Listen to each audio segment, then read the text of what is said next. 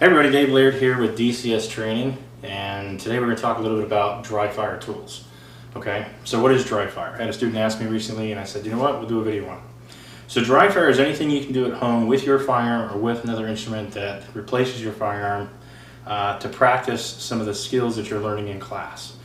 So especially right now when there's like an ammunition shortage, it'd be good to practice certain skills at home as much as possible so that you're not spending more time at the range and shooting more ammunition than what's necessary. Okay, so in order to do that, it's probably a good idea to know what kind of tools to shop for. So I'm going to go through some of my favorite. Now this is by no means all of the tools that are available to you, so feel free to do your research on some of these things and see if there's something that fits your lifestyle or the drill you want to work on specifically. Okay, so that being said, first and foremost, you have to know what it is you want to practice. Okay, once you know specifically what it is you want to practice, then you can decide which one of these tools would best serve that purpose. Okay, and there's so many amazing things out there that I'm going to get into in a second that you can virtually do everything at home in dry fire that you can do at the live fire range, to include poking holes in paper. All right, so the first one most folks are pretty well familiar with. Okay, you can't not practice with your firearm enough. Okay, so putting on your holster and your firearm, making sure that the area is clear and free, you don't have any distractions, no live ammunition, and then of course a target specific to what it is you want to work on. So your live firearm and your holster, so you can get comfortable using your firearm and working through specific tasks, is a great dry fire tool. This allows you to draw, get a perfect sight picture. You can press the trigger, but you notice the trigger doesn't reset because we're not operating the slide. So you have to do that manually each time you want to do it. Okay. Now we can of course practice with magazines. I've got one loaded up here with dummy rounds, which I've reviewed in a previous video, and of course one that's empty. Okay. So let's say I wanted to practice misfires. Okay. I would want to have dummy rounds, and now I can bring that firearm up, load up that first magazine, chamber my first dummy round, and when it goes click instead of bang, I can tap rack and get back on target again. So I can just practice that one thing, pressing the trigger, tap rack, continue going until it runs dry. Or I could practice maybe a speed reload. Okay, speed reload being you're getting rid of what's in the gun and then letting that fall to the ground and then slapping in the new one and getting back on target. So that's just one way you can practice with your firearm, your holster, dry fire at home. Okay. If I want to work on force on force, blue gun. Okay, this one's made by Rings. We typically call these blue guns in the industry just because they make them all blue. All right. There are other manufacturers of other name brands that make them orange or red, and it's the same thing. It's just a polymer mold injected to simulate your firearm, whatever that is. And these come in all shapes and sizes. Virtually every make and model firearm out there, you can probably find what we call a blue gun or dummy gun for. So this fits my holster just like my standard Glock 19. But you are limited in what you can do because there's no moving parts or mechanisms. The slide doesn't work, the trigger doesn't work, and the sights are blue, so it doesn't really match your firearm. You could paint them if you wanted to do that. But this, again, you can practice your holster draw. And I like to practice a lot of holster draws. I like to look at a mirror so I can see whether or not my shoulders are moving when I draw my holster, whether or not I'm dipping my head, if I'm bowling, or if I'm fishing on my presentation. So being able to see myself as I do it, I can slow it way down and really work on how I build my support hand grip presentation. This allows me to look and see right away. Okay, this is really good for hand-to-hand combative classes. So I encourage every student, when you get to a certain level where you're going beyond just the shooting classes and you want to start getting into some force-on-force classes, it's good to have one of these to bring to the class because then it's less the instructor has to bring. And now you can work on weapon retention. You and another guy going at it, you're just trying to maintain control of this and not let anybody steal it. So it's good for that. If you wanted to attach your weapon mounted light to it and go through your house clearing rooms, this will let you attach it, your standard flashlight, because it's the same size rail.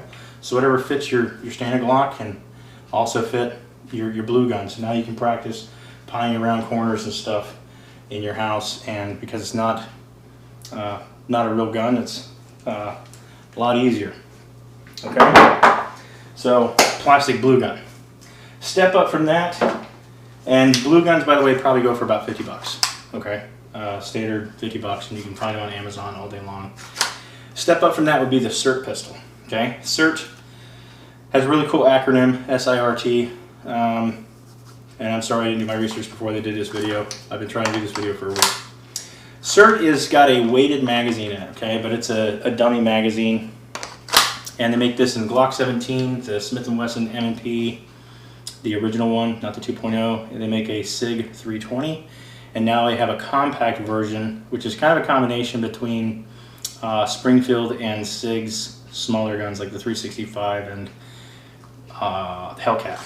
Okay, so, and you have a choice between a polymer slide or a metallic slide, red lasers or green lasers. So what this does for you now is when I press my trigger, is it gives me one solid red laser. So now I can do a little bit more. Okay, again, the slide doesn't work. I can practice reloads, but I won't be able to rack this slide. I can just simulate it. But it's weighted. I would recommend that you put down something soft for this to land on. Anytime you have a weighted magazine as a training tool, have something soft for it to land on, because these are going to hit the ground harder than when you're on a live fire range dropping empty magazines. It's not nearly as much inertia. Okay, so now I can still practice my holster draws, right? But the neat thing now is I get a laser. Okay, so now I can see whether or not I'm shifting it left and right, up or down on my target. Okay, so if I get out of my target and I have a nice clean crisp laser every time I press my trigger, then that's awesome. If I'm doing a lot of this, I'm getting left and right motion, and so we want to knock that out. If I'm going up and down, that too is bad. And so this is a great indicator to see whether or not you have a good solid two-handed grip, and whether or not you're letting your trigger finger influence getting those precise hits. Okay, now it's got a second laser on it. Right on top, I can turn that second laser on. And what the second laser does for me is when I take the slack out of the trigger, so I get to taking the prep out of there, it puts the first laser on, and then the second laser comes on when I do my trigger break, same as before. So now if I include that second laser in my holster draw, I can see how quickly I'm getting on the trigger before the break. So it looks something like this. Okay, so you notice that laser, they're not lined up. My stage trigger is low, and then my actual shot laser is landing on the floor. You want that separation so you can see when that laser comes on and what your arc of movement is during the draw stroke, and you want to be able to see the dot. If they're stacked on top of each other, then you won't be able to see that nearly as well. Okay, so that's one example of how we can use a SIRT pistol. Again, you can use this with force-on-force training. You can attach your flashlight to it. It'll still fit in your holster. You can practice clearing your house. I know guys that like to set up little tiny targets throughout the house. You can practice pawing a corner and engaging that target, and you can see whether or not you get your hits. There are some computer devices out there, or apps that you can download on your computer or your iPad or your cell phone that will recognize this laser. And there are other brands that will not. They have a proprietary laser, okay? So this lets you get to do a little bit more, but notice you don't get to rack the slide and you don't have anything dispensing out of the firearm. You're not experiencing recoil, okay?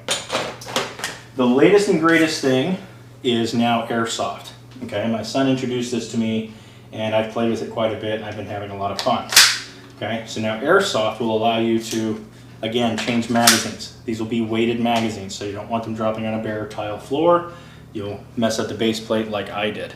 So air gets injected, and they use green gas. So it's kind of like propane. You're putting this into the magazine well. And now this will function just like a standard firearm. You notice I've taped down my slide lock because I use this a lot in the house. I don't want to shoot air pellets all over my house. And I also don't want to slide the lock back. So one of the neat things about this is when it runs out of BBs, it will actually lock the slide at the rear and let you practice reloads. So I tape mine down so I can practice more felt recoil, trigger presses, and I can virtually do everything with this that I can with a live firearm. Now I can take that tape off, put pellets in there, and it'll fit 15 in the magazines, go in the backyard, and I can use paper and cardboard targets and actually punch holes in it out to about 25 feet, okay? and I'm still shooting a good 6-inch group, okay? If I'm within, I'd say maybe 5 yards, I can still hit a nice pattern on a 1-inch square. So this does really well for that, okay?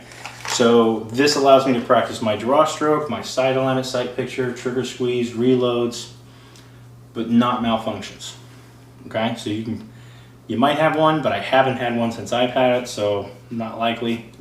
Biggest thing is you're probably running air, you gotta air the cam back up, okay? So this is really cool. Now, you notice I have a device attached to this. That's the Mantis X. Mantis X is really cool because you buy their device. It uses Bluetooth technology. You download their app on your phone,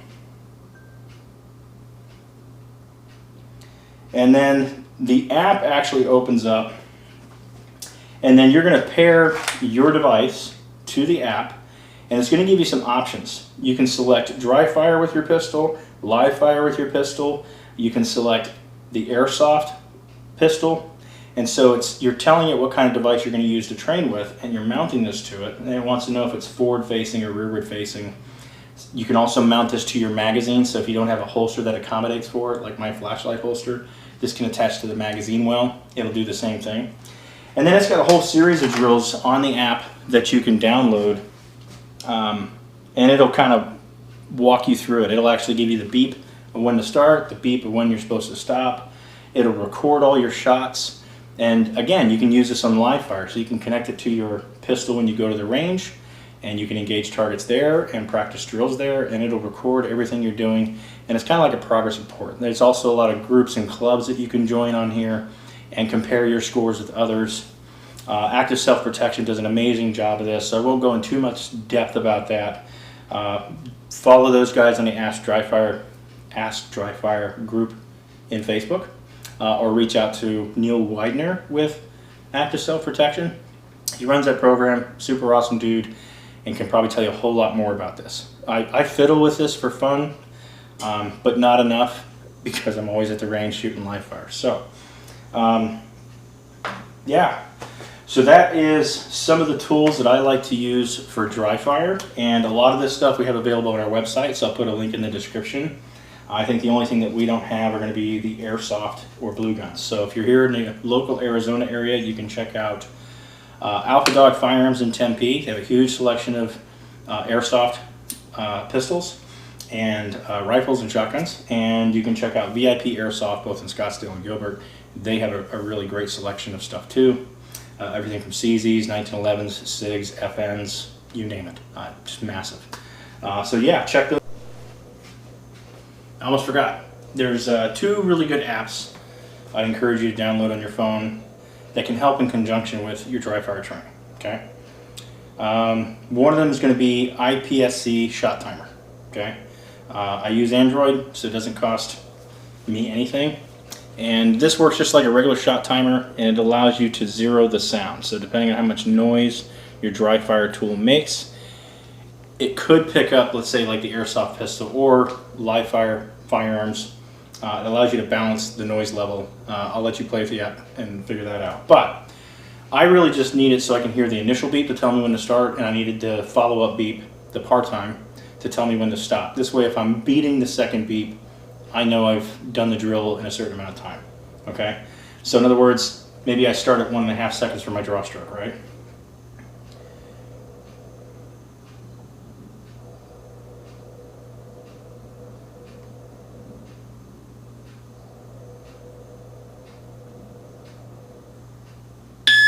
There. There's my second beep, so that's 1.5 seconds. So if I beat that beep, then I can just shave off 1/10 of a second. Now this is the first app I found that lets you shave 1/10 of a second. And so now it's going to be a faster time. If I still beat the beep, I can shave off another 1/10 of a second. Again, with dry fire, because it may not register or pick it up, the only way I'll really know whether or not I'm going fast enough is if I'm still beating the second beep. Okay, so this is an excellent tool I like to use for a lot of drills to know that I'm matching or beating the time that's needed for a specific drill or exercise.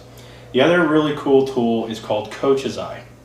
And for those of you that maybe don't have like a newer phone, you have a smartphone but it's not a newer phone, Coach's Eye lets you actually record yourself. So you could download it on a tablet or you could download it on your cell phone.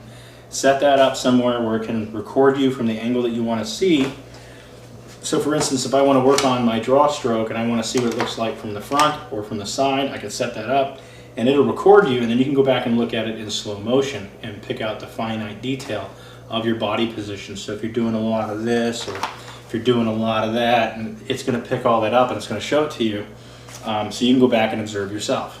Okay, so I really like that. Some newer cell phones already have a slow motion feature, and that's great. But for those of you that maybe don't, or you don't know how to work it, the app's really good and it works great for doing that. Okay, so if you have any questions, feel free to ask them, like, share, comment.